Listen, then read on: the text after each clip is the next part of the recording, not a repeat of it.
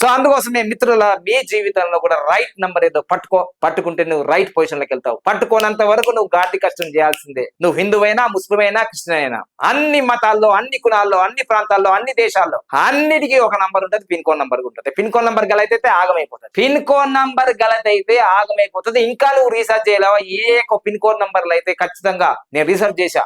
ఏ pin code నంబర్లు అయితే అద్భుతంగా ఉన్నాయంటే Puttaparthi pin code number check చేసుకో. Puttaparthi pin code number change చేసుకో, 19 నంబర్ వస్తుంది. 19 నంబర్ వస్తుంది. పుట్టపర్తి సాయిబాబా ప్రపంచం అంతా తిరిగాడా?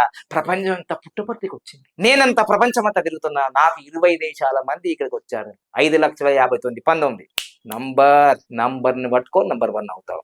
సో అందుకోసమే నేను ఈ విధంగా ఆలోచించి ఈ తాబేలు ఉంగరాన్ని మీద నంబర్లు ఎందుకు పెట్టానంటే దశావతారాలు, అది కూడా 10 నంబర్. ఏకాదశి రుద్రుడు 11 నంబర్, త్రయోదశి 13 నంబర్, చతుర్దశి 14 నంబర్, పున్నమి 15 నంబర్, అమావాస్య 15 నంబర్. అరే వా! 27 నక్షత్రాలు అదొక నంబర్, 108 పాదాలు అదొక నంబర్, భౌతికత 18 అదొక నంబర్. అరే హిందూ అయినా, ముస్లిం అయినా, క్రిస్టియన్ అయినా, ఖాండాలైనా, క్రిస్టియన్స్ అయినా, బైబిల్ అయినా, ఖురాన్ అయినా నంబర్స్ ఉంటాయి. నంబర్స్ లేకుండా చాప్టర్ లేదు. నంబర్ ను వదిలి నువ్వు ఏం చేసినా ఉత్తదే నాన్న. నువ్వు పీజీలు చేసినా, పిహెచ్డీలు చేసినా, సీఎం అయినా, పిఎం అయినా నంబరే డిసైడ్ అవుతుంది. చెప్పలే కేసీఆర్ సార్ 5 సంవత్సరాల క్రితం నేను ఓడిపోతాను నంబర్ డిసైడ్ అయిందా?